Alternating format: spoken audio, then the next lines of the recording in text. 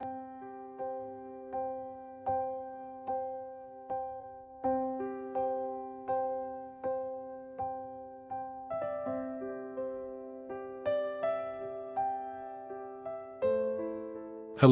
my name is Rolf, and I am here because I have a need in my heart to share God's love with people in Denmark, Norway, and Sweden. These countries are beautiful, but the people need to hear about Jesus. I have read books like The Great Controversy and Steps to Christ, and they changed my life, because they show God's love and plan for us. I see many people searching for hope, for real everlasting answers. That's when I decided to step out in faith and start sharing special books with people in my local community. These books bring people to God, thus I go out and preach the gospel, and they ask for truth, but they don't know what they want, because we have the answer, and we tell them about Jesus. But I also need your help because time is short, therefore we must work together to spread the gospel. I can tell you, it's not always easy. Sometimes people are busy, sometimes they're skeptical. But I've also seen hearts touched, eyes opened, and lives changed. I remember one person. Jesus is coming soon, and we must tell people now. This is not about me, but it is about saving souls for God. Every book you share, every conversation you have, is an investment in someone's eternity. Whether you have experience or not, whether you're young or old, there is a place for you in this work. Will you help me, and will you tell people the gospel, and give out books to people, so that we can save souls together? The harvest is ready, but the workers are few.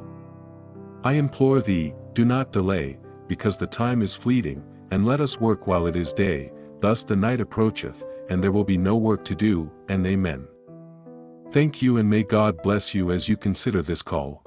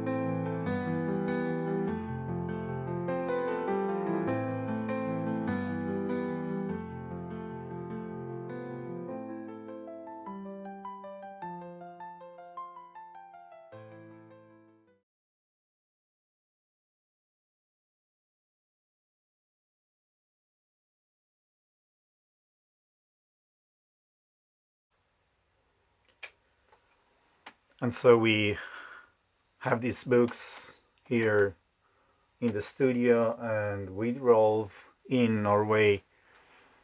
You can go online, you saw the web page, den store strid.no, and greatcontroversy.no. And I have them here with me, and actually in different languages. If you want to be part of this mission, you're more than welcome, as always, to contact us here at Light Channel TV if you're coming Norway, any other Scandinavian country or European country, we can put you in contact.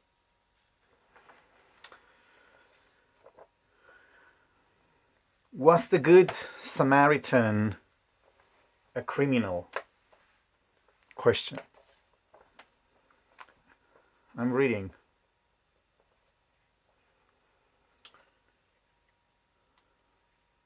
If you saw a man drowning, would you stand with your arms crossed?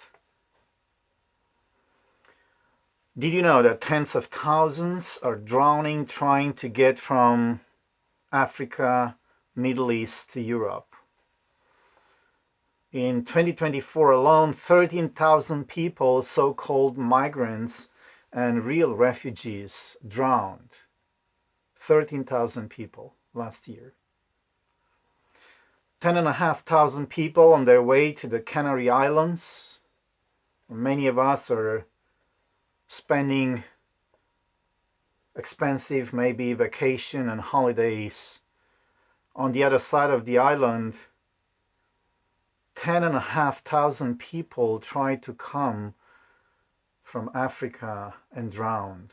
That's 10,000 people. The European Union is letting them drown. They're drowning on our bidding.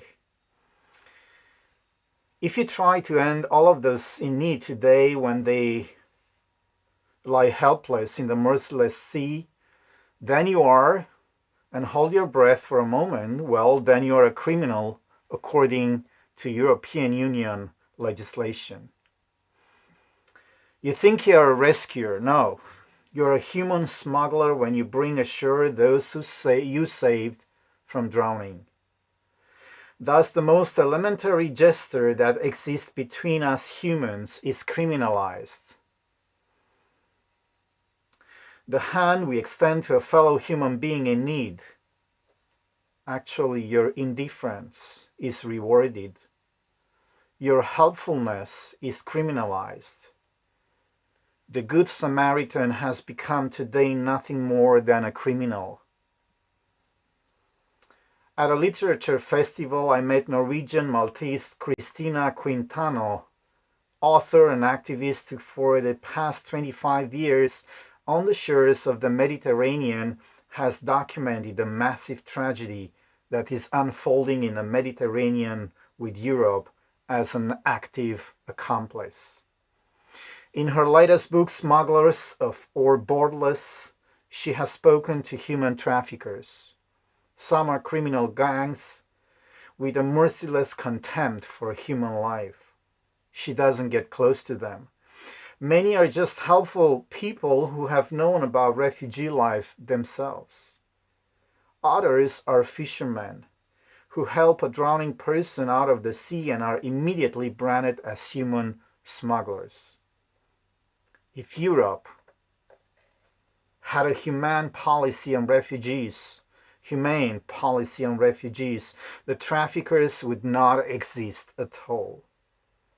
Now they're doing, and the EU is supporting the worst with billions of dollars. The Libyan militias that smuggle people at night, and during the day they play coast guards who watch from EU-funded boats as their own victim drown. A Mediterranean fisherman, Guilod from Lampedusa, with whom Kristina Quintano has spoken, described in a few words the devastating dilemma. And he said, "I'm not allowed to save people, but my conscience doesn't allow me not to."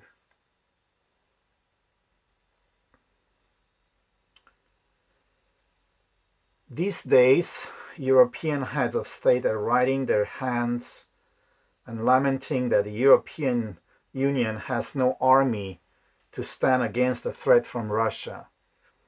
But the European Union has an army, if you didn't know, with an annual budget of 5.6 billion euros and at least 10,000 soldiers under arms. This army is called Frontex, that is being deployed everywhere along the shores of the Mediterranean and at sea against the defenseless. There is only one thing worse in the eyes of European heads of state than a Russian invasion. It is an army of desperate, distressed people who have lost everything. For the reception of refugees, we are fully equipped with laws, repatriations, gun-ready weapons, a merciless drowning death, and turnbacks. That's the European Union policy. If you're wondering why the same heads of state are constantly hesitant when it comes to intervening in Gaza's genocide, and are content with non-committal statements, then you know why. Every day in recent decades, our politicians have been able to watch people drown, and it has not affected them. That's the politician you vote for if you live in Europe. Every day they have seen with indifference the scenes of murders, people drowning at sea. Such is our contempt for the people whose country we colonized, whether they're Africans or Palestinians. Their fate leaves our politicians untouched, even though they bear responsibility, some of them, for it. And now imagine that these people are white people who drown in the Mediterranean by the tens of thousands. 13,000 people last year. Imagine that these were white children who were shot down by Frontex soldiers or bombed in Gaza by the tens of thousands, and the world passively watched. You wouldn't do it, right? Your conscience would. My comment, if it's still talking to you, immediately demand that you extend a helping hand to them. Is it really a person's skin color that determines whether they deserve to be saved, to live, or not? End quote. This is a recent article that was posted by Danish Norwegian writer Karsten Jensen. It did touch my heart for different reasons, not just because I feel with these people that are drowning, but also because I've been on both sides. I've been a refugee myself, and I've been in Libya, not as a refugee. I was a contractor for a French company some years ago, and we went to Libya to install some medical equipment. And after, we were supposed to be there about 1 week or so, but after I believe it was about 3 days at night, those militias, and it was in Benghazi, they started to shoot. And I don't know if you've experienced to be in these kind of situations, but you pray a lot, because everything happened in just a few hours. All the white people, that includes me, were very desperate to get out of there. It was one of the experiences I had in my life. I don't speak so much about it, because this is not about me. Just remember it when I read this story, and I read about the militias in Gaza, in Libya.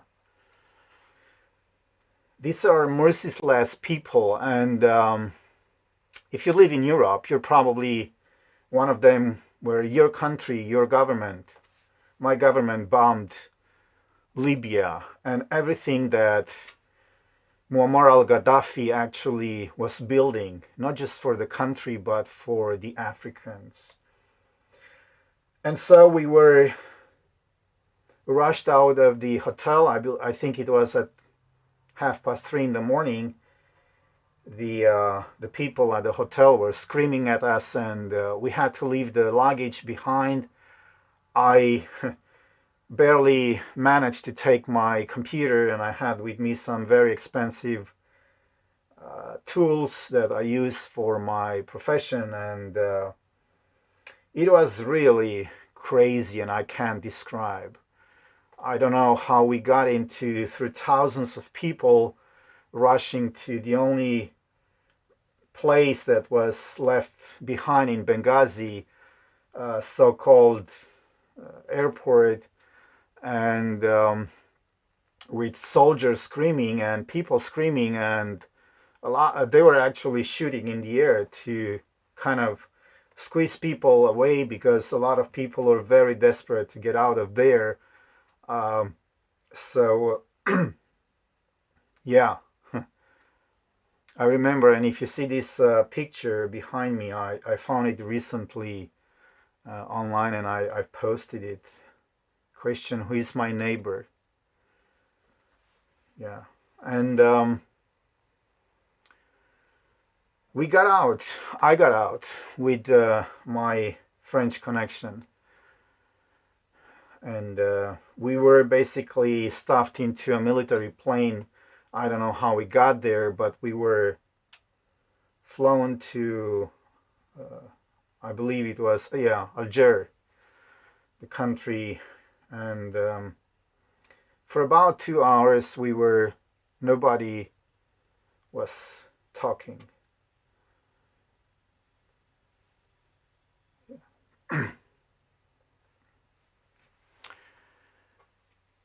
So Jesus here in this picture is answering to the question, who is my neighbor? And I kind of merge in the background a picture of drowning refugees, if you can see it here. And this is, I believe, the final collision. And I kind of couldn't help it but bring in this picture, because as we speak, these two men here are meeting in Alaska. And if you can read on the background there, it says pursuing peace, Alaska 2025. And I'm sure you know these people, you know who they are. And here we are. We're doing this study about this, for many people, maybe unknown, maybe very weird, maybe scary, maybe something which I don't really want to know about. Why should I know about this process of sealing? And so I've kind of not changed the meaning, but intertwined what it's all about is about Christ's image at the end of history and the sealing. And as I started last time in our last presentation here from Light Channel TV, I believe and I understand that it's about two kinds of sealings. One of them is inward, which is voluntary, benevolent, moral, right? I remember there is a Bible verse saying that grieve not the Spirit of God, whereby we are sealed unto the day of redemption. And we covered last time the future world, which is being structured and set up as we speak, which is going to be an outward sealing, but it's going to be a coercive, it's going to be a technocratic, fascistic identity performance regime, which is going to, based on your obedience and your allegiance, and as I mentioned last time, is going to predict, is going to do pre-crime prediction, and it's going to pressure, and it's going to punish until people, you and I, comply. And so in one sealing, we see that free will, benevolent process produces the patience of the saints, they that keep the commandments of God. And the other one is going to produce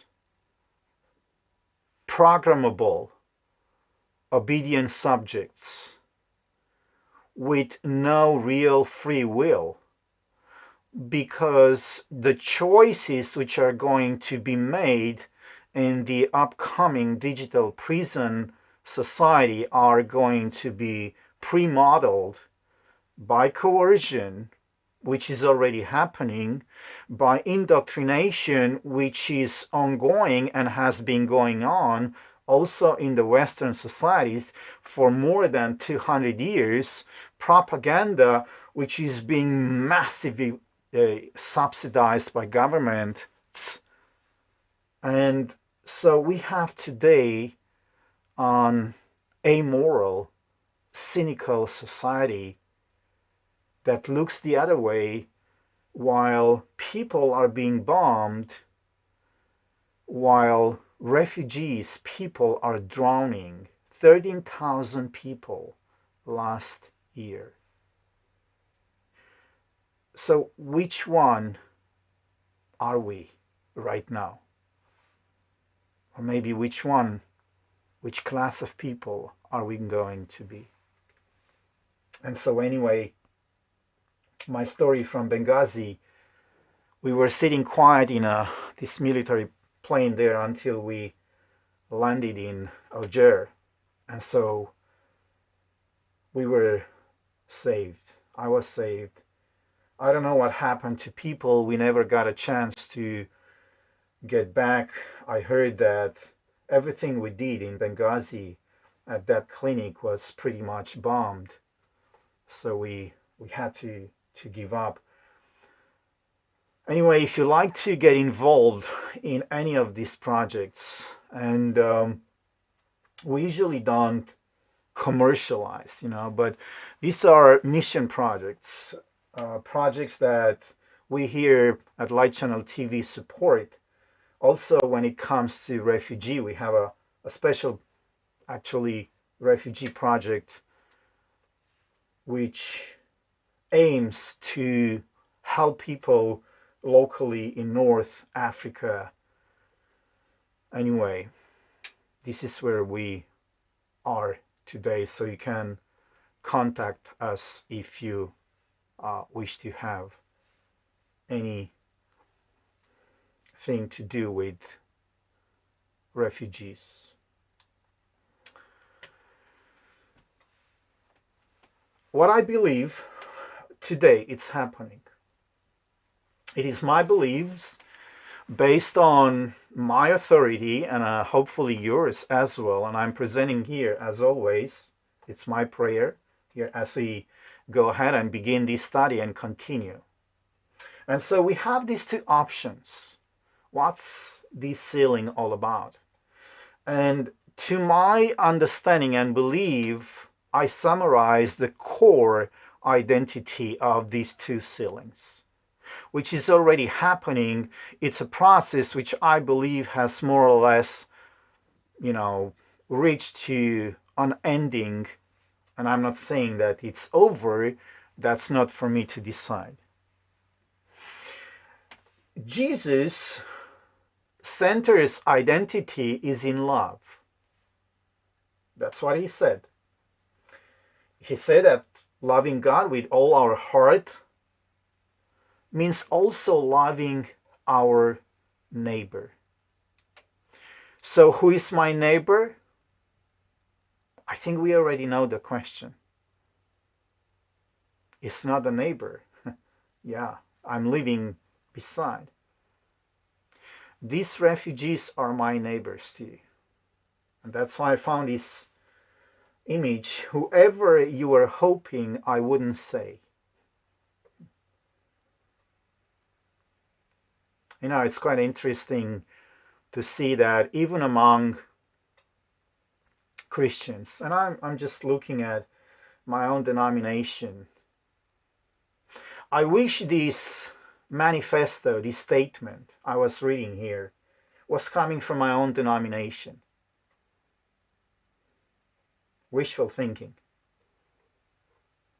I wish that they were not so much involved into promoting LGBT than into promoting who is my neighbor. I wish that they were doing what Jesus called us to do.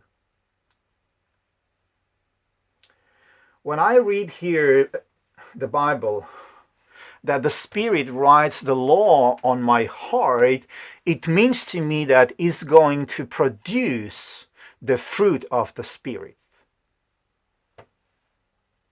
And that is the mind of Christ, transformed by the renewing of the mind. So when I see these images which I'm seeing, when I'm reading these statements, we need to take some kind of action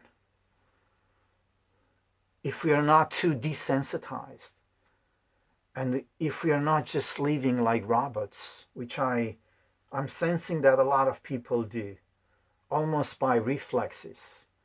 Get up in the morning, have some food, watch some entertainment, have some food, have some entertainment, go to sleep again. This is the mind of Christ in us.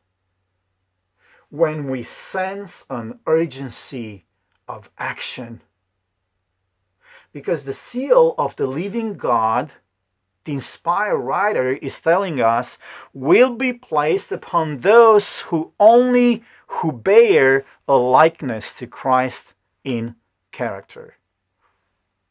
And as wax takes the impression of the seal, so the soul is to take the impression of the Spirit of God and retain the image of Christ. So friends, get involved.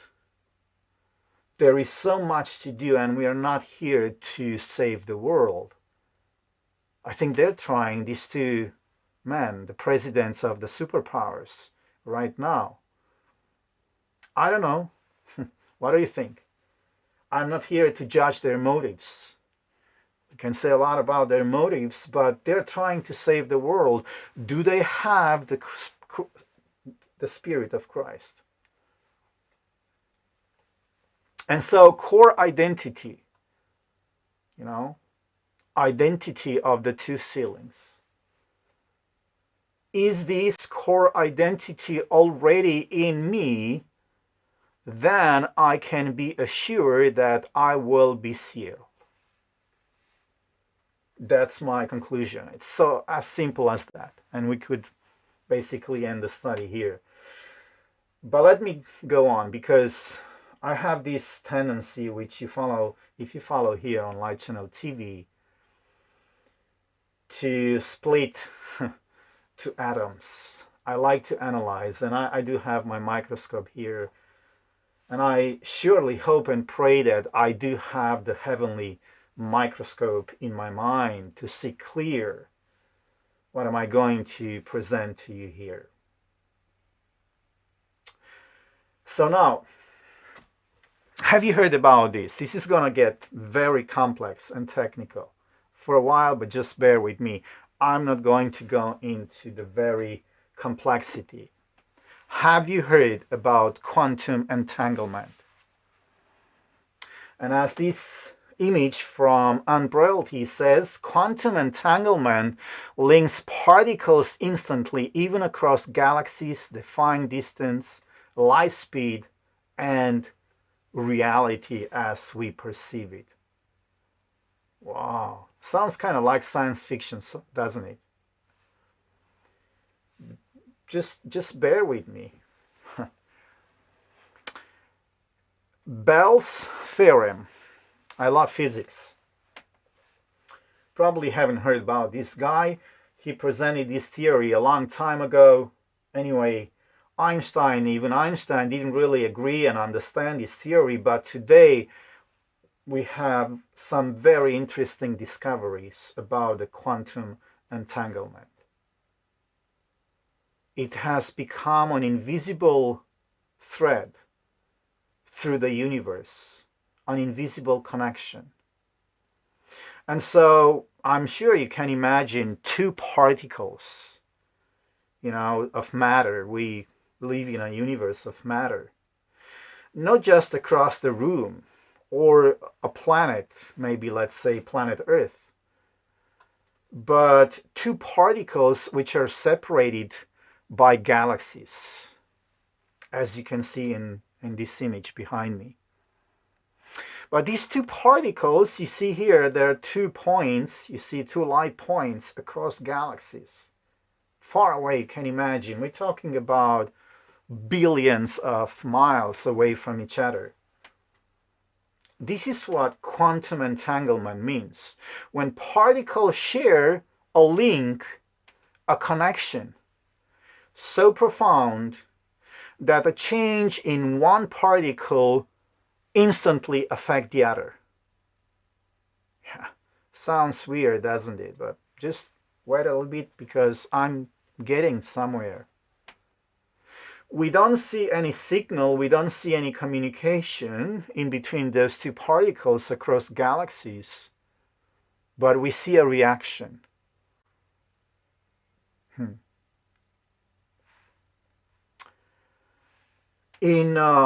If you're a Bible-believing person, Christian, individual, man and woman, boy and girl,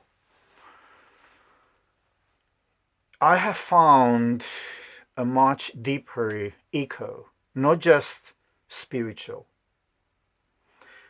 We know from the Bible that humanity was made to live in a fullness, in a bond of life with God,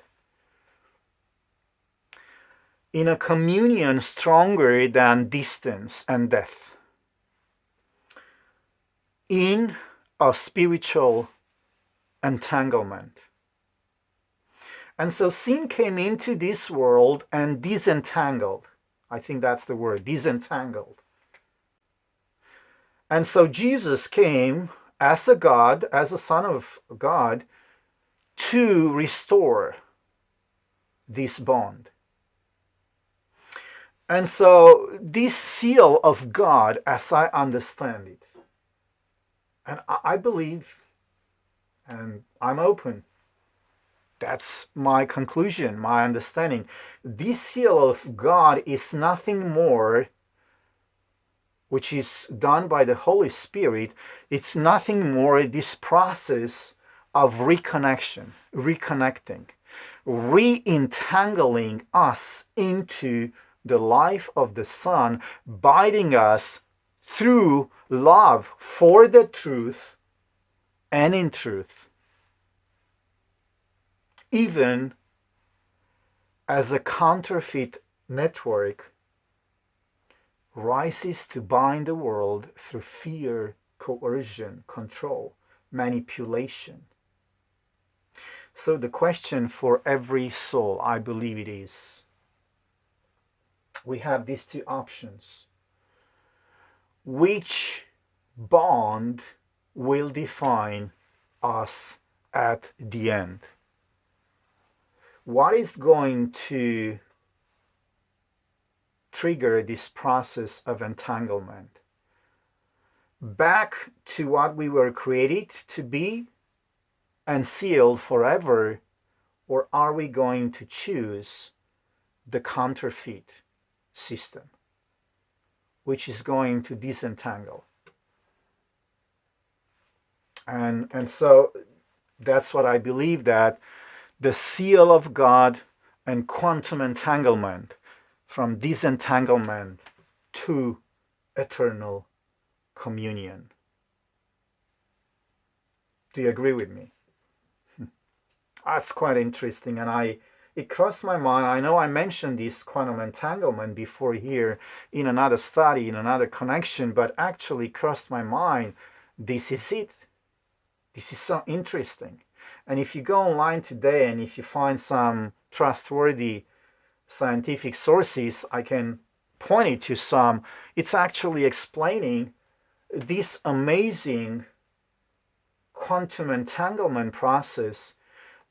Nobody can understand how is this possible unless there is something we don't know about.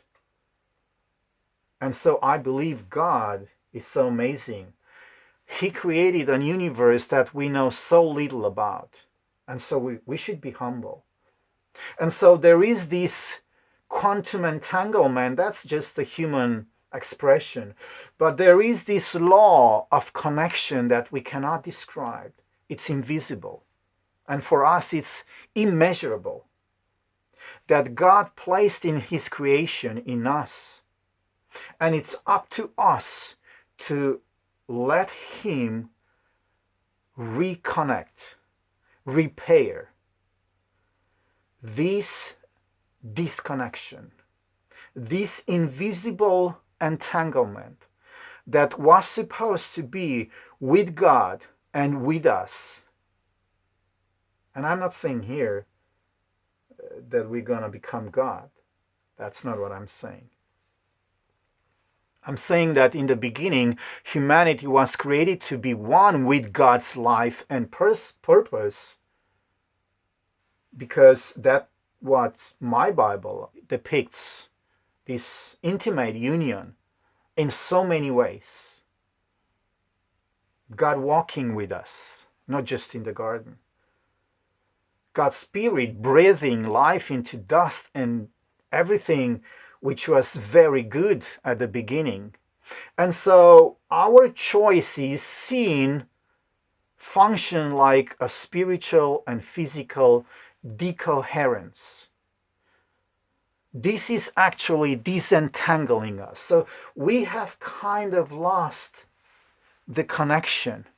We no longer, when we just walk desensitized, passed by human misery, and we look the other way without even blinking, and we just do our job or whatever entertainment. Friends, we are disentangled. We are no longer functioning as we were supposed to be. I think the Bible is telling us that our iniquities have made a separation between us and our God. And so this is the result. Relational fragmentation, estrangement from a God, alienation from one another. We don't feel with those people. We don't sense, we don't react, we don't act. And therefore there is this dissonance.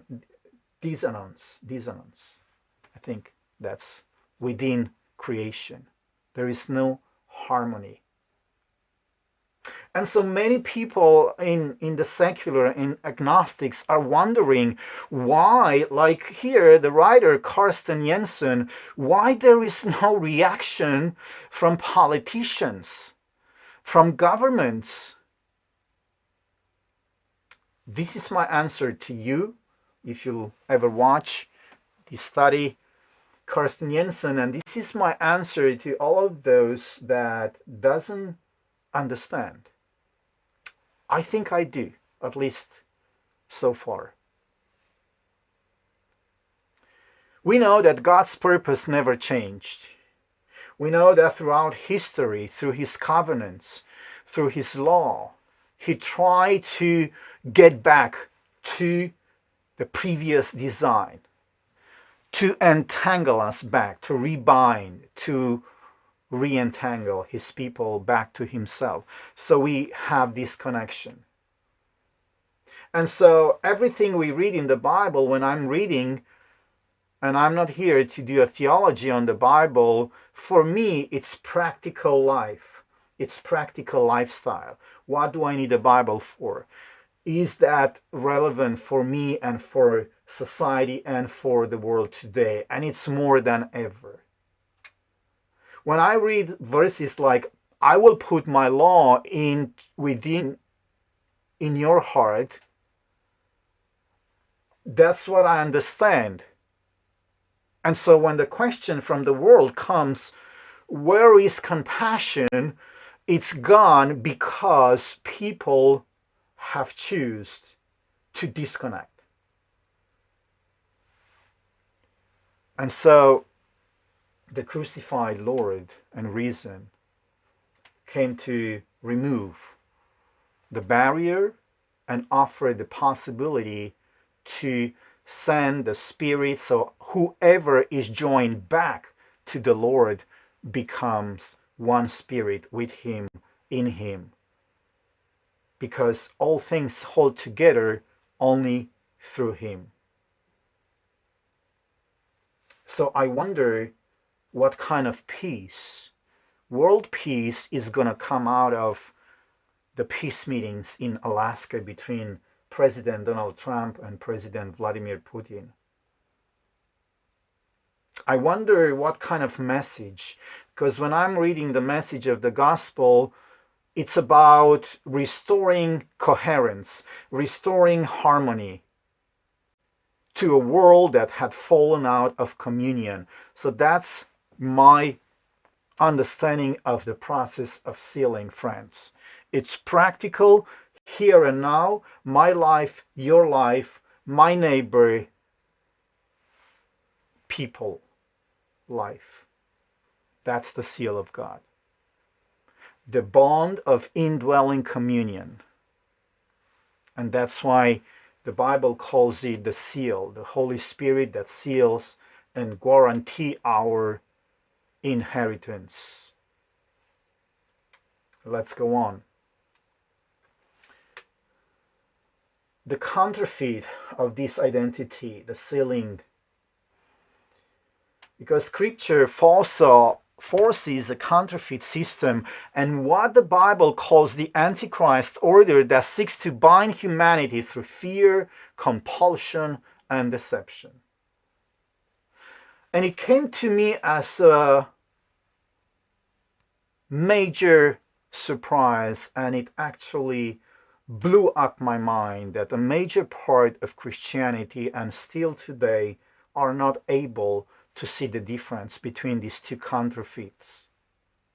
Because where God seals by love and truth, the counterfeit marks by force and fraud. Is that so difficult, friends, to see the difference? God seals through love and truth. The counterfeit system, it's about force and fraud. The Spirit unites people in freedom and truth. By the truth, the counterfeit forges a network of control. Economic pressure, ideological capture, worship redirected from the Creator to the creature. It is a parasitic web, promising connection. We are in this together. Remember the slogan? Everything has been counterfeited. Even the entanglement connection is being counterfeited. We are in this together. And so therefore we're going to invest 100 trillion euro to bomb the world into oblivion. Right? Counterfeit system produces enslavement, offers a simulacrum of unity while severing people from the living God. And therefore, the end of that counterfeit entanglement is fragmentation and destruction. Is that so? Do you see the same way? I'm here to listen as well. Revelation imagery of God's servants sealed on their foreheads symbolizes the whole person allegiance and identity. Okay, why is the enemy talking about a digital identity? We talked about the digital twin last time. We talked about this digital prison. Why is he so obsessed of creating this counterfeit identity? On one side, the seal of God is saying, you are mine and my life is in you. On the other side, that's why Jesus, when he said, I would pray that they might be one as we are one. Because I in them and you in me. That's real quantum entanglement in my mind, friends.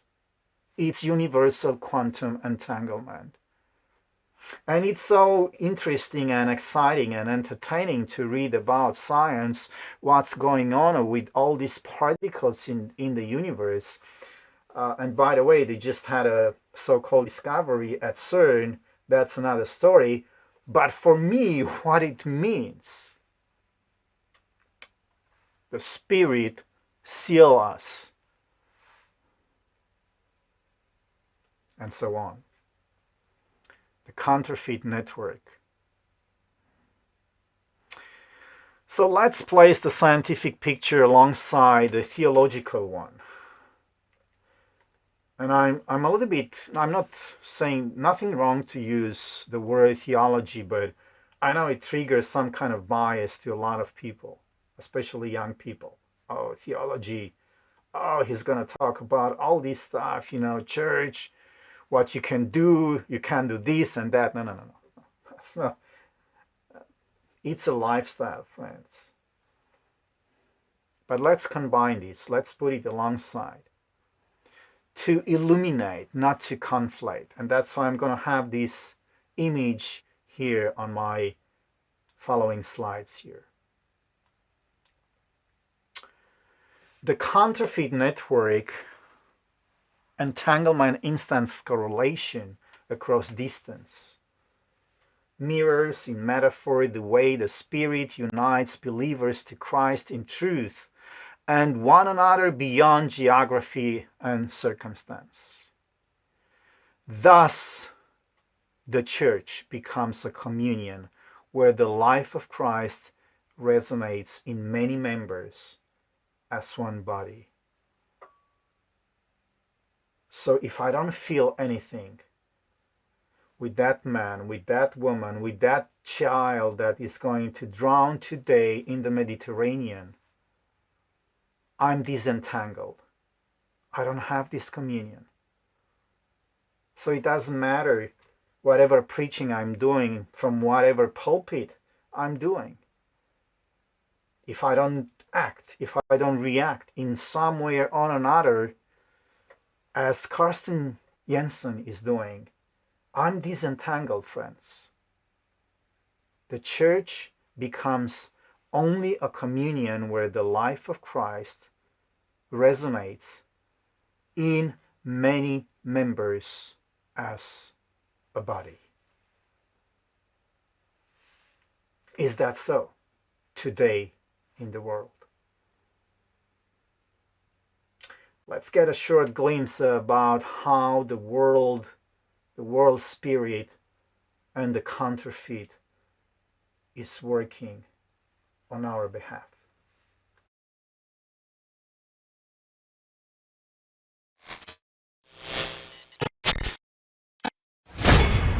In order to collaborate on a large scale, you need to convince everybody to believe in the same story. What really the engine of history is stories. Mm-hmm. And they don't even need to be true. Right. Some of the most powerful stories in history were fictions. Right.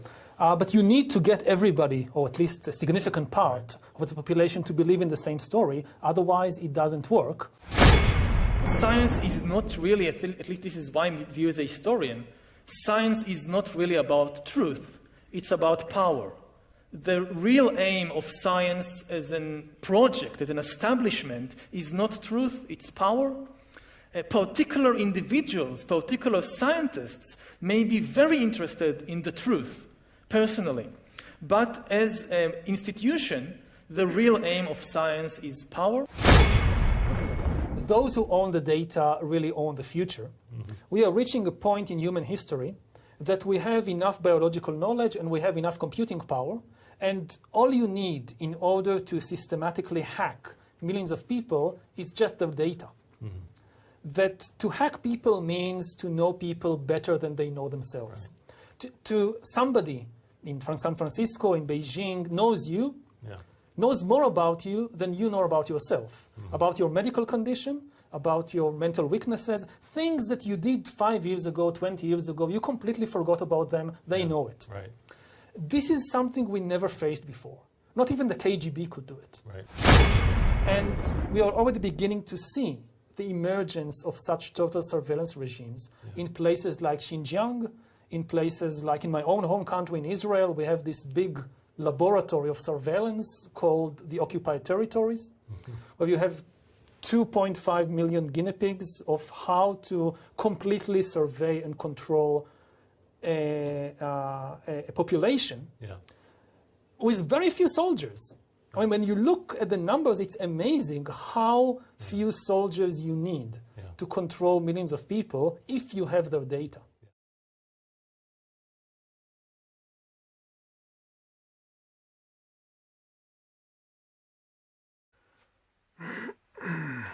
This is the counterfeit, friends. I don't know, and I hope you can see the difference. And you know why?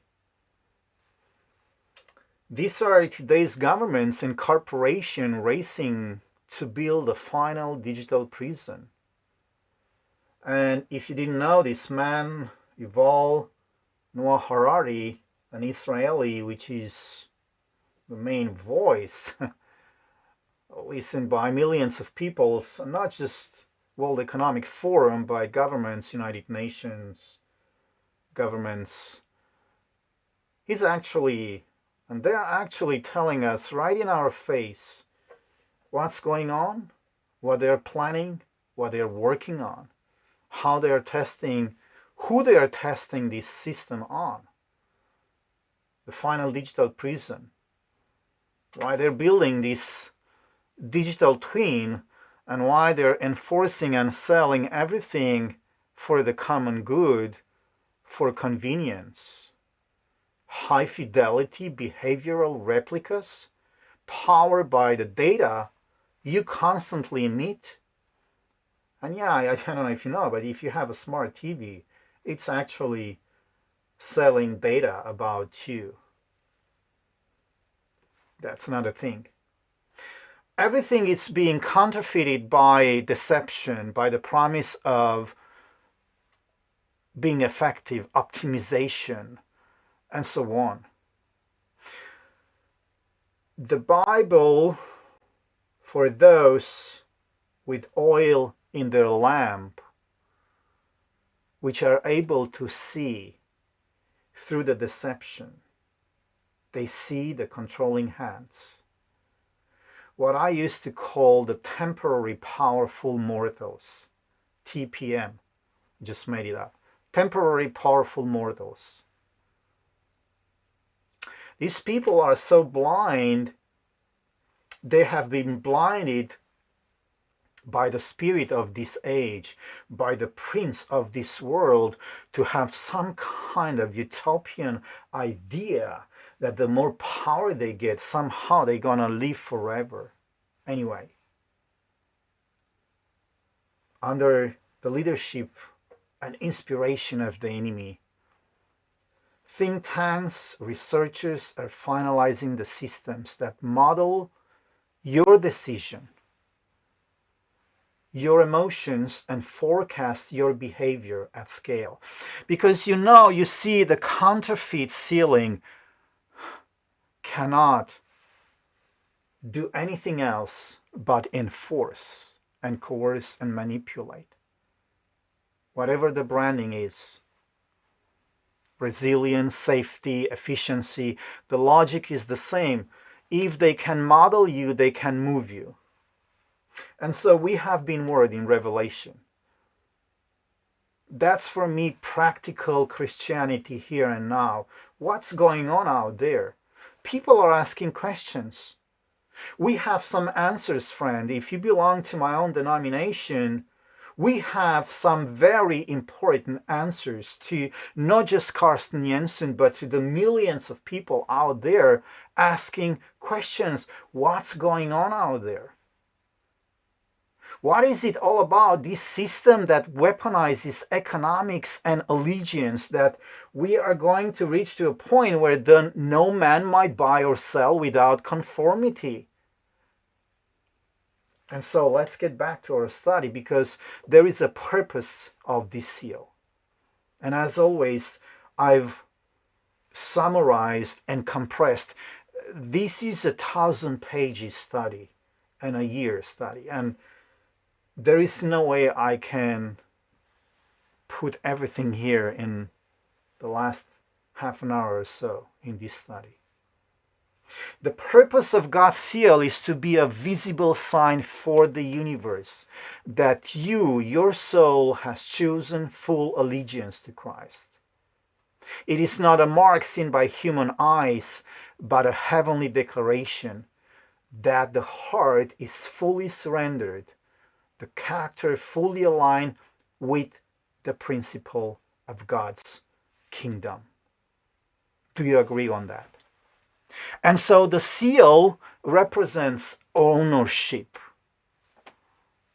God, by our own free will, can claim ownership of those who he's going to seal. And why he can do that? Because those who are sealed is already or is going to, before the sealing process ends, going to represent Christ's love, purity, obedience to God's universal laws, as we heard in this morning's study from Dr. Sandoval. Everything is intertwined, friends. Everything is entangled with God, the Creator. And so the sealing process, as I was trying to say before, is just going to give a final verdict. That's it. And it's also going to represent loyalty. Because by our own free will, we have chosen God's law over human law and tradition under pressure. And I'm not saying here that every human law is bad. I'm talking about the laws that goes contrary to God's laws. And if we don't know the difference, then that's bad. And so the seal is heaven's testimony that a soul is safe to save. That they have been tested, they have been found faithful, and fully surrendered. And so when this is going to happen, of course, it's by God's natural entanglement, quantum entanglement law, that protection is going to come during the judgment, during the plagues, during the time of trials, during the time of tribulations. Because the seal has sealed our entanglement back to God. And we have become, again, one with God, and of course, God is going to protect his own. The story in the Bible about the blood on the doorposts protected the Israelites back then during the plagues. And so therefore, this seal of God will protect his faithful during the final judgment. We need to have this assurance, friends. We need to know how to get there. We need to know how to reconnect. We need to know how to reach to God's entanglement, quantum entanglement process. Because the seal, it's a divine protection. It's not a counterfeit digital ID or whatever the system is preparing for you and I. This seal alone is going to protect me from the destruction that will sweep the earth. So I wonder, just a thought, what would these two presidents, which are right now having peace talks in Alaska, think about this? I wonder.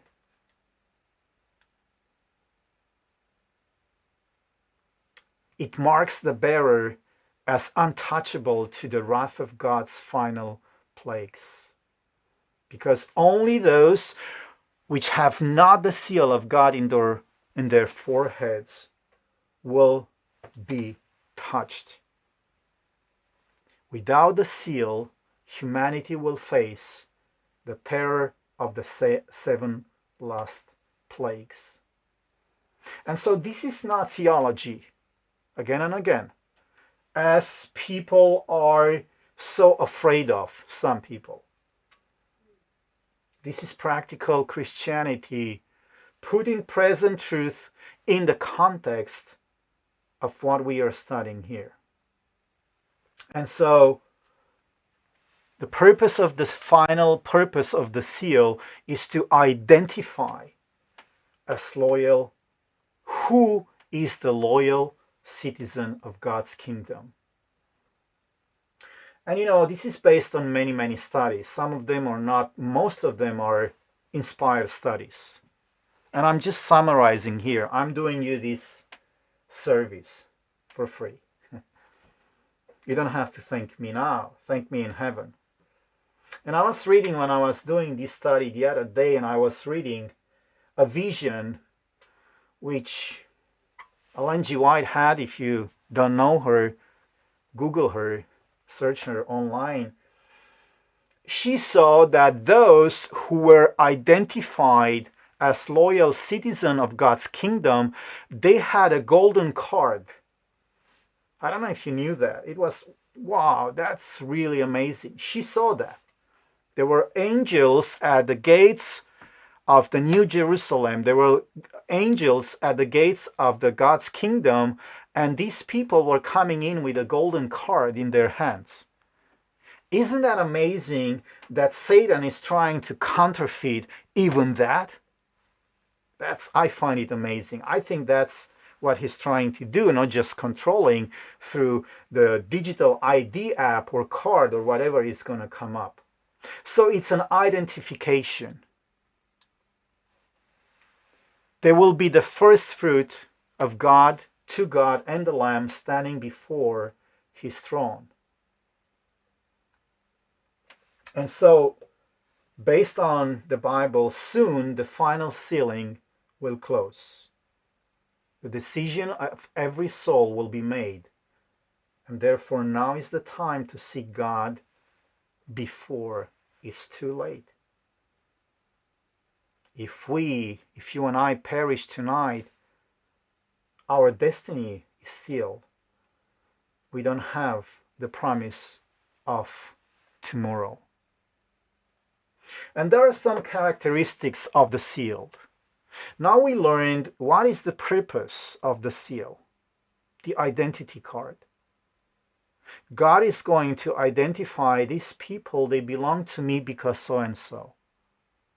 And I'm going to list here some of the characteristics. I'm sure there are more. We don't have time to go through all of them, but I believe these are some of the most important, because those people that are going to be sealed in the last generation are going to keep the commandments of God. All of them.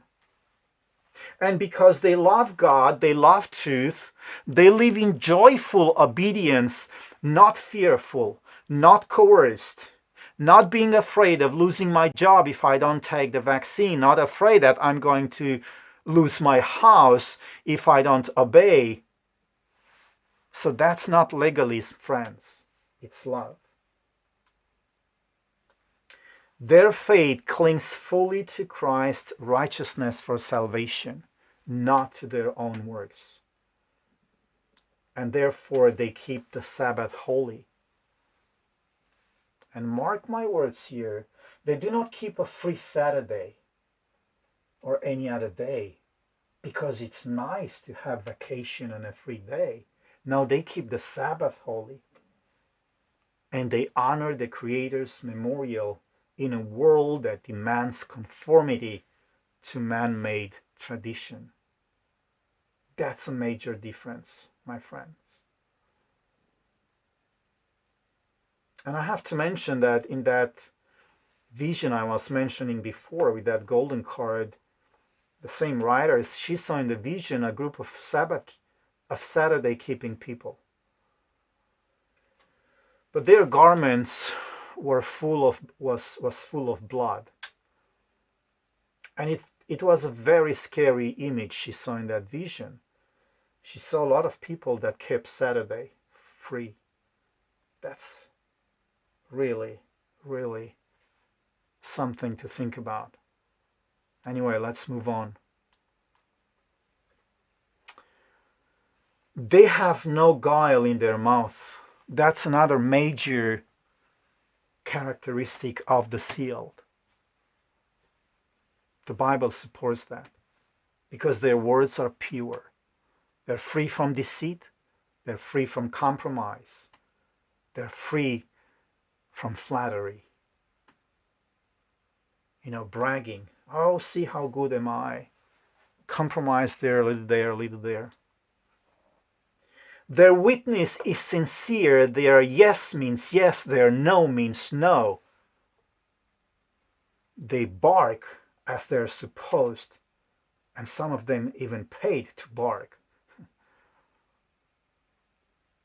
Their witness is sincere. They do not twist scripture to suit convenience, agendas. They proclaim truth with clarity and love. And so therefore, their speech mirrors the character of their Savior, faithful, true, and fearless. Every single word I'm saying here is being used to build up my digital twin. And someday I will be judged upon my words. But mark my words. My speech, my witness should be according to this. And so therefore, the final characteristic will conclude, will be finalized by reflecting, because the entanglement process has been finalized. That person, you and I, will reflect the character of Christ fully, because they have allowed Christ to live his life entangled with them. They are entangled with Christ. And so when we hear words about perfection, last generation theology, which is being presented, I think, well-meaning, I rather present it the other way, friends, which means the same. We reach to the same point. But people, at least where we are here in this part of the world, if you go to even my own denomination, it's a scary message. Why is it so scary? Is it really so scary?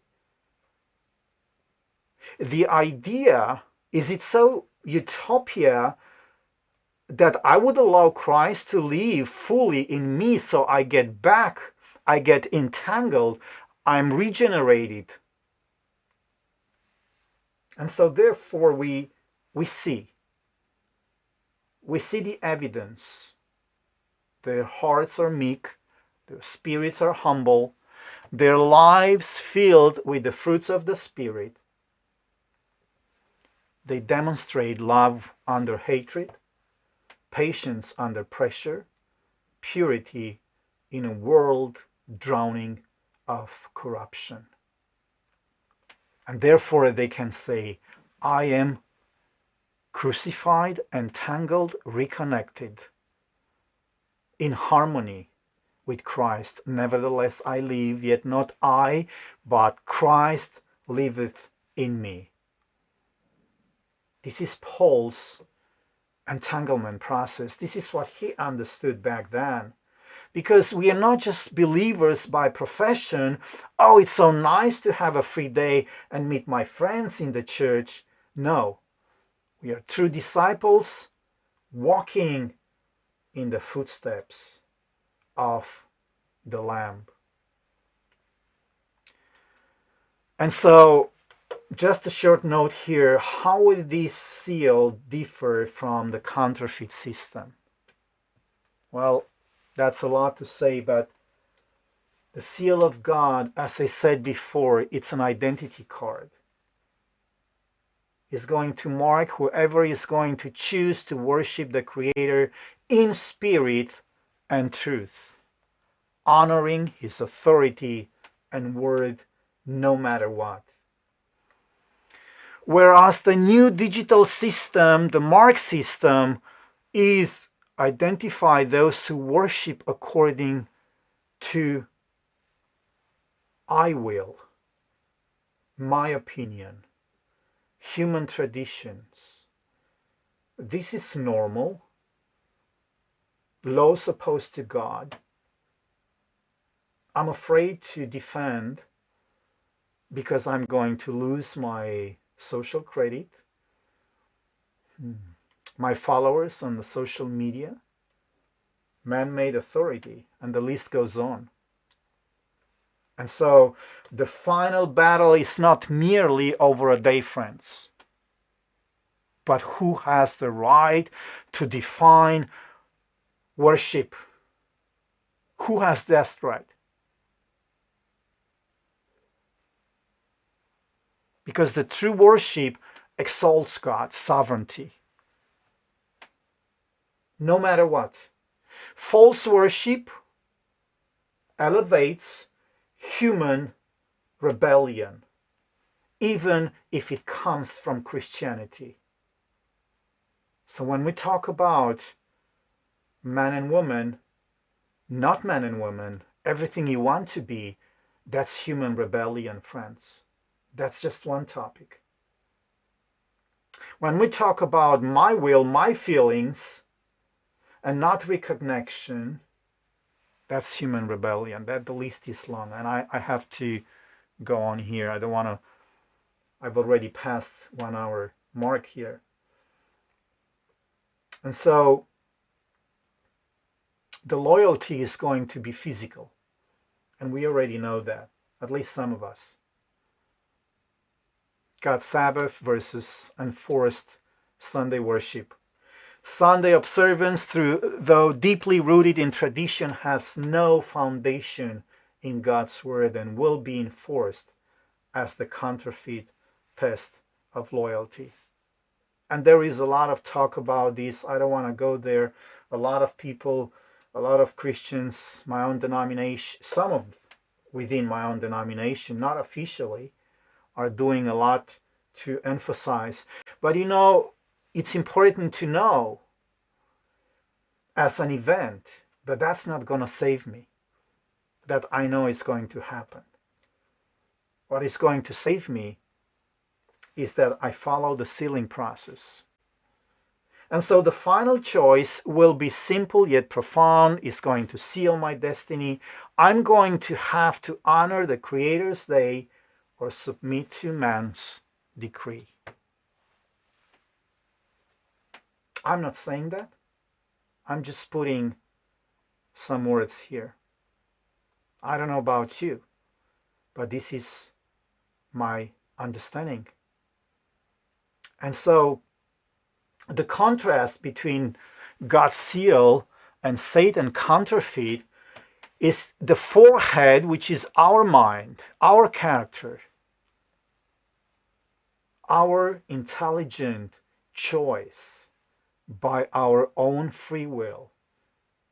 If we are still in possession of our free will, it's a loving loyalty where the mark of the beast is going to be enforced either by conscious acceptance or by outward compliance for convenience. Because if we're not ready, we're going to reach to the point which I symbolized last presentation with John. God's seal is tied to obedience, not just to the Sabbath question, where the beast mark is tied to obedience born of fear, deception, and coercion. And so here at the end, the final test before the sealing is going to be, because thou hast kept the word of my patience, I will also keep thee from the hour of temptation, which shall come upon all the world to try them that dwell upon the earth. So worship is not just about which day. Worship is the full package of spiritual quantum entanglement that we just covered a little bit here into this study. And so, who are we serving today? Who are we obeying already today? Not in some distant future that I cannot relate to. Yes, I believe that these laws that are going to enforce a Sunday worship in opposition to God's Sabbath will sweep the world. But the decision to remain on the Sabbath-keeping position is not going to be made on that day. It's already now. We have the guise of unity. We have the guise of bringing back morality into society. I don't know if you know, President Donald Trump is actually considering to declare martial law in some of the major cities in the United States because of lawlessness all over the place. And so we have the environmental healing, the climate change scenario, which is being enforced upon us and bringing in this beast system through all the legislation under this guise. And so the coming crisis, it's already here, friends. And so if some of the dogs you're listening to that are telling you, don't worry, it's 100 years from now, my advice to you, don't listen to this dog. The Sabbath, the worship, who we obey will be the great visible sign that is going to distinguish the faithful from the compromised. And we know who that's going to be. And I'm going to jump over this one here, the role of Sunday laws and religious persecution. That's a topic that I'm going to delve much more into the next study. We're going to continue these studies. We are still in the phase before the close of probation. The question is the decisions we make now. The decisions we make now, and decisions are not just mental, and we just continue to do whatever we want and like, comfort, entertainment, decision that we make now is going to prepare us for the final test. Because the character is not built in the crisis. The character is going to be revealed in the crisis. Every choice matters today. To obey in small things, to trust hardship, to stand for truth in little matters is preparing us for the great test ahead. And so I was writing to some other person the other day here, complaining about all these legislations which are being enforced upon us by politicians. And I was telling you know what, and I think it was in the context of this poison which they are enforcing here in Denmark from, I believe it's next month or so, in the name of climate change, the bovine, where all the farmers with cows are going to be forced to feed their cows with this substance, which is going, of course, to affect the full chain of food system, which contains milk. And so I was telling this person, what about the farmers? What do they think about this? And why do they not just, take this case and act and react? And I'm not just calling here, I'm not calling for anarchy, but this is something which is going to affect the farming, the cows, and the food chain, you know, for many, many people. Now, I don't consume dairy products myself, but, you know, he actually said, and I don't know this person, you know, if you're trying to set up something, maybe 50 people will show up here in Denmark. Maybe 50 people, he said. We live in a society where people have become so disentangled, so desensitized, to just go by automation. No matter what's coming to them, they won't even move from the rails. The character is not built in the crisis. It is going to be revealed, friends. Those who cannot stand now will not stand then. But there is still hope. Those who stand faithful now will be sealed for eternity. And so therefore, only he that is faithful in that which is least is faithful also in much. So friends, these are not just words that Jesus spoke to the Pharisees or to the Jews back then. This is part of the entanglement process package that we were supposed and are supposed to understand. Not because some pastor is just preaching from some pulpit, but because it's practical Christianity for you and I here and now. How do I interfere? How do I react? How do I answer to those questions coming at us? And so therefore, I believe, according to the Bible, that the sealing is happening right now. Don't wait for some supernatural event or some world event to happen to tell you that that's going to be the date or the time of the sealing. It's happening right now. How do I know? Every day, souls are either settling into truth through the work of the Holy Spirit or hardening against it through compromise, rejection, and neglect. Compromise, rejection, and neglect.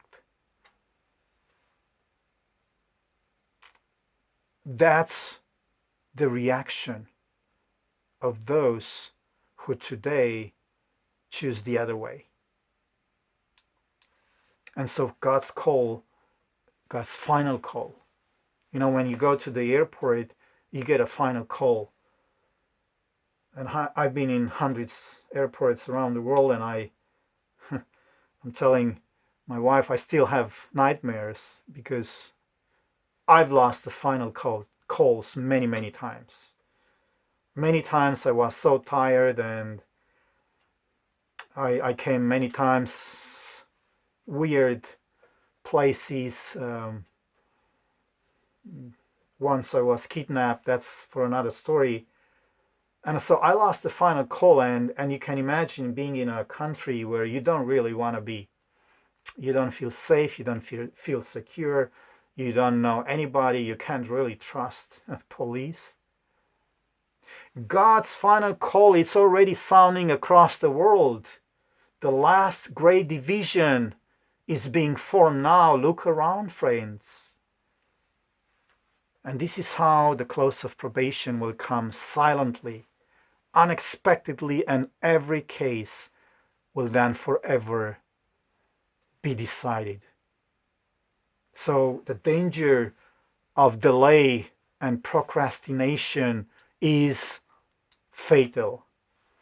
Waiting for later to get serious about God, it's a deadly trap.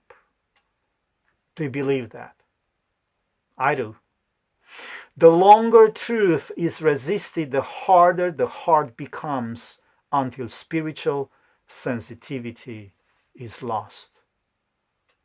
So if we can imagine these particles, these invisible particles of energy or whatever they are, which God is sending constantly through His Spirit to touch every single living human heart, where He's trying to reconnect. And so when we read the word, I'm standing here and knocking at your door, it's God trying to reconnect. And so the coming crisis will not create faith. It will expose whether true faith was ever built. Every delay strengthens the enemy's grip. Every faithful step strengthens heaven's claim on the soul. And so today, if we will hear His voice. And so victory tomorrow begins with faithfulness today.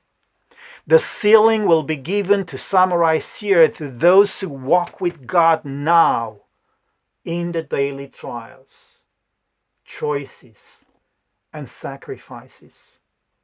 What do we spend our time on? What do we spend our money on? Where do we put our trust?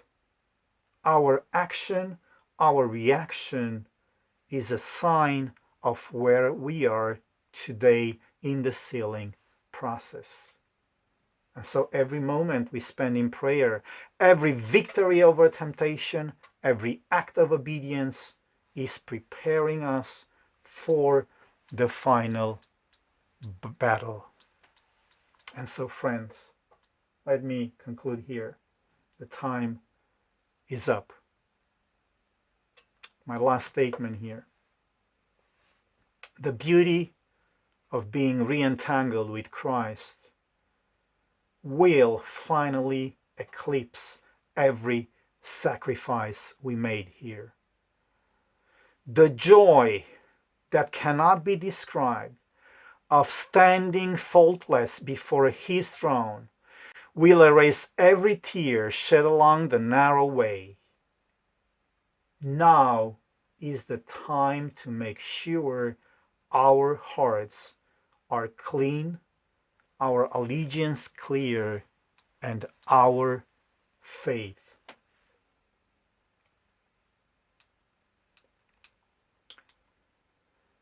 unwavering. This is it, friends. So final call here from me. Because the call is urgent as I see it. I don't know about you. This is not just some reflection. Of course, we are choosing to take it. But I believe soon and very soon, the destiny of every soul, living soul, will be fixed for eternity. And so as we've learned in this study, this is heaven's declaration that we get the golden card.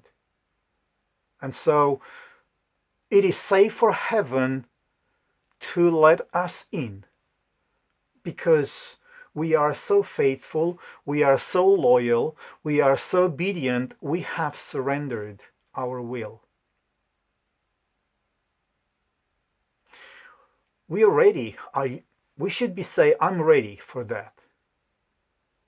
We should be say, I belong to Christ forever. And so, which way am I going to go? As I'm standing here, 2025, what is it today? 19th of August. I have 16. I have two options. The seal of God or the system, the beast system. And so the quantum physics tell us that two particles can become so entangled that what happens to one particle instantly determines the state of the other. And so that's why when the Bible is telling me that God is crying, it's because He suffers. No matter how far apart God is, heaven says that the same is happening about the soul and their Savior. He that is joined unto the Lord is one spirit with him. Did you know that? Did you know that Bible was talking about quantum entanglement? I didn't know that either until recently. Which means that when God abides in me now, the collapse of every moral choice within us and in the world around us reveals the link, reveals if I'm connected. The God of the universe is able to read the entanglement signal. Do we bounce back a signal to God, or are we actually dead, desensitized, disentangled? Is there any signal, is there any prayer going back to God? Do we recoil? If you know, this terminology comes up from electricity. Do we recoil from evil or negotiate with evil? My question to those two presidents, what do you negotiate about? How much evil we should put upon each other, upon the world, we should restrain from, or do we recoil from evil? Quite interesting questions. Do we echo the patience of the Lamb or the pulse of the crowd? Crucify him. Because I believe that's what we do when we stay silent, friends, to evil. Does our societal media algorithm behavior already predict that love that keeps the commandments no matter what, or convenient compliance when pressure spikes? Because it's already on the way.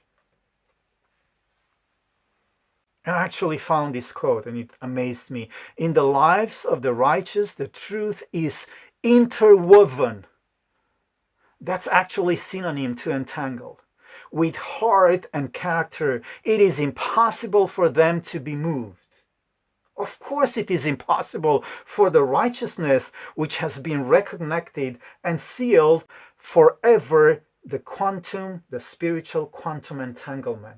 She is interwoven with the heart and character of God, and we cannot be moved.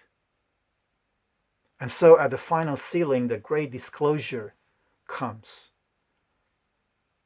The entanglement we forged in ordinary Tuesday is going to bounce back, is going to broadcast itself as a live stream, as it's happening right now, in a single irreversible flash.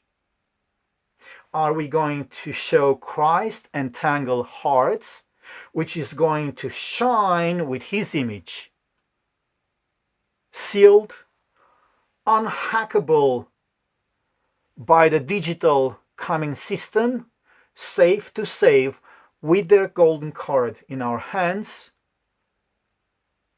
Or are we preparing our profile, ready for the mark, already pre-modeled by fear, pressure, indoctrination, payoffs? And so when I read the verse, here is the patience of the saints that keeps the commandment and have the faith of Jesus in Revelation 14, I have to ask you these three last questions, if you remember anything from this study. If your next click, comment, conversation, reaction, and action were live streamed to heaven, which I believe it is, would it prove you in phase, in harmony with Christ, or with the current spirit of this world? When evil shows its teeth in your daily dealings, do you mirror Christ's courage, or do we just parrot the world spirit's calculated silence?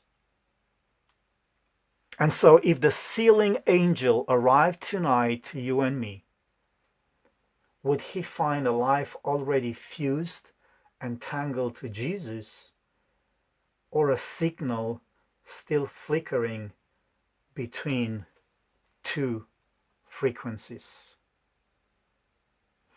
Friends, final sealing is the cosmic final measurement. What signal is going to bounce back from us? And today we have the option to choose our entanglement. Abide in me, said Jesus. In other words, choose life, choose entanglement with me, choose to be in phase, in harmony, and I in you, for without me you can do nothing. That's what means sealing process, friends. And so my prayer is that we should kneel wherever we are. I can't kneel here right now because the camera is high up, but let's break every link which is keeping us to the beast system.